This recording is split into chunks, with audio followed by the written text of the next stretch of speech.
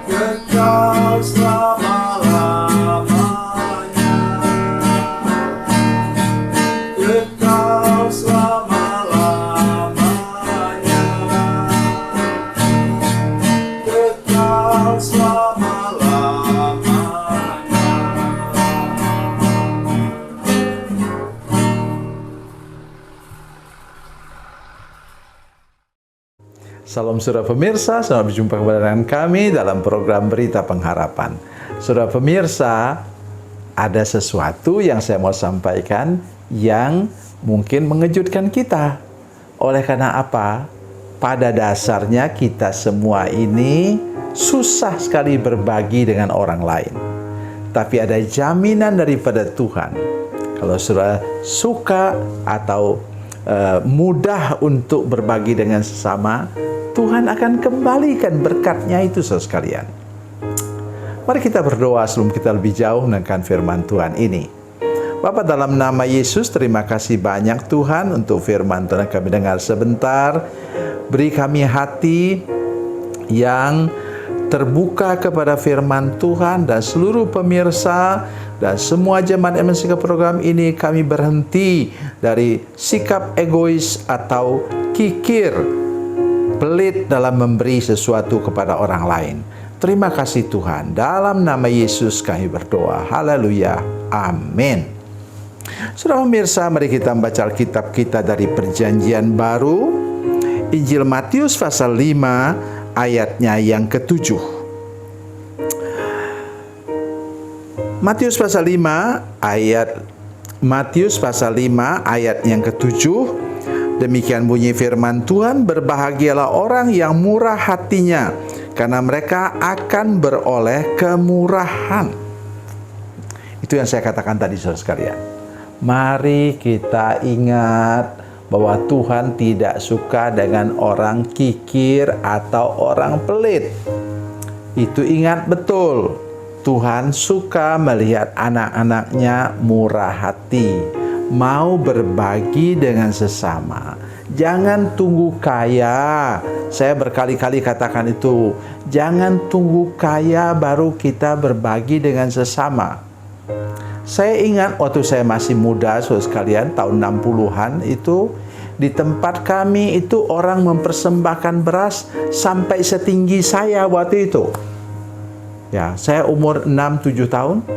Berasnya tumpuk sampai itu setinggi saya di daerah kami itu. Dan sudah tahu, waktu itu orang orang tidak semuanya kaya juga, tidak semuanya banyak padi atau beras. Tetapi mereka bawa sampai ada yang bungkus dengan sapu tangan. Itu kami di sana ukuran berasnya dipakai dengan kaleng susu. Kami sebut canting, ya. Satu canting itu sama dengan 1/4 kilo, saudara sekalian. Pas sekali. Jadi kalau dia bawa 4 canting itu 1 kilo. Dibungkus dengan sapu tangan, saudara sekalian.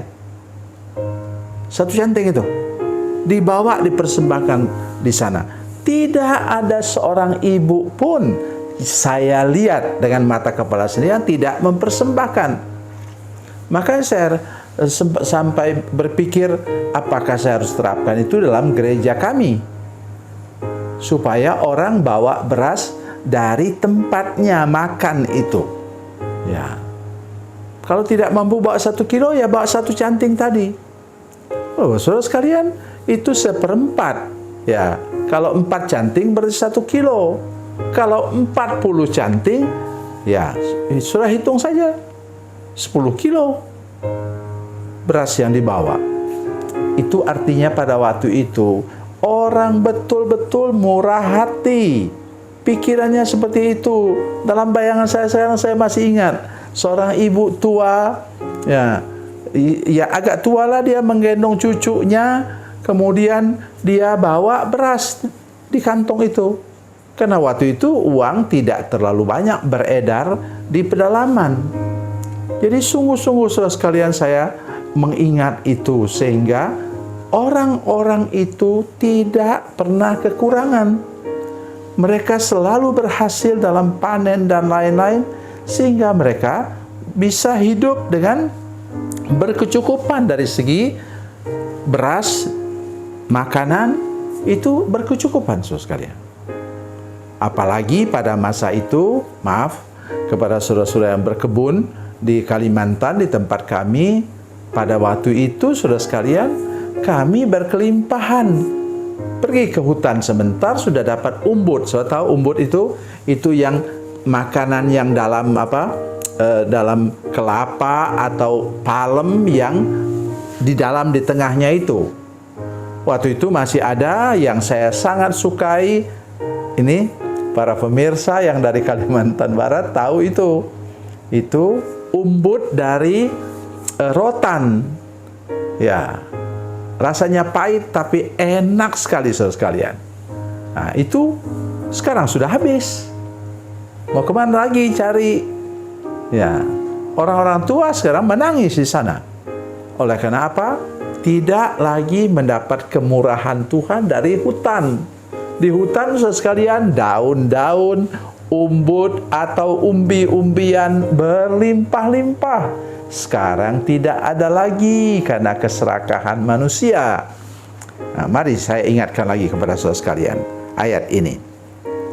Mari kita melihat apa sebenarnya menyebabkan kita bisa hidup murah hati. Mari kita baca Galatia 5, 22-23 tentang buah Roh Kudus.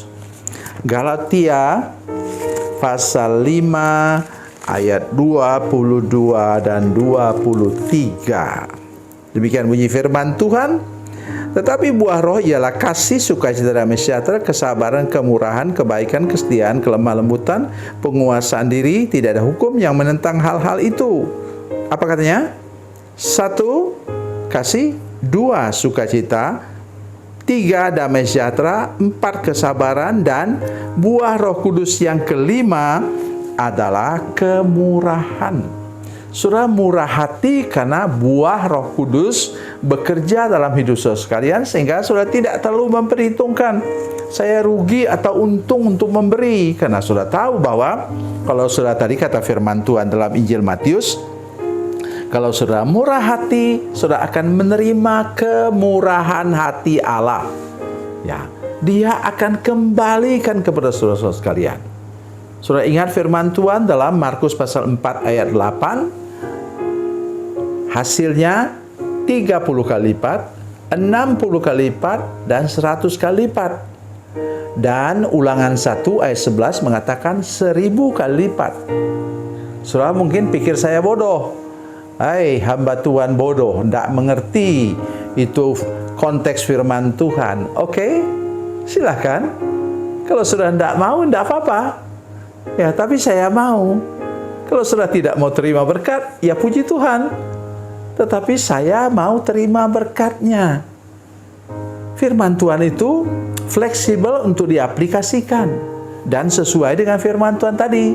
Kalau saudara rajin memberi, saudara juga akan diberi. Kita bukan dagang dengan Tuhan, saudara sekalian. Jangan berpikir begitu. Saya ini hamba Tuhan tua. Tetapi kita dijamin oleh firman Tuhan ini. Apa katanya? Tolong ingat dan hafal. Berbahagialah orang yang murah hatinya, karena mereka akan beroleh kemurahan. Saya sambung, kemurahan Tuhan dan juga kemurahan dari orang lain yang berbuat baik kepada engkau. Tuhan Yesus memberkati, Tuhan Yesus baik. Mari kita berdoa. Bapa, dalam nama Yesus, terima kasih banyak untuk firman Tuhan hari ini yang kami dengar. Tolong supaya kami lepas dari roh kikir, roh pelit, dan egois, tidak mau berbagi dengan orang lain.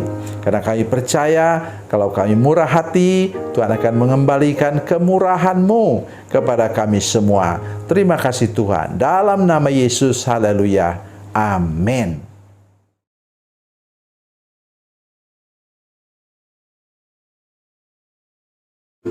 Salam saudara pemirsa, mengakhiri program ini saya mohon kepada saudara-saudara pemirsa sekalian untuk bila saudara menyaksikan program ini melalui channel YouTube, maka tekan subscribe dan bunyikan lonceng. Dan bila saudara menyaksikan program ini melalui channel Facebook, maka tolong saudara-saudara sekalian tekan like dan juga komen. Dan demikian pula bila sudah menyaksikan program Makan Bergizi hari ini yang tertulis, maka tekan yang sama juga, tekan like dan tekan komen. Dan tolong saudara-saudara sekalian untuk membagikan program ini, share program ini di channel saudara-saudara sekalian, supaya lebih banyak lagi orang diberkati melalui program ini. Tuhan Yesus memberkati, Tuhan Yesus baik.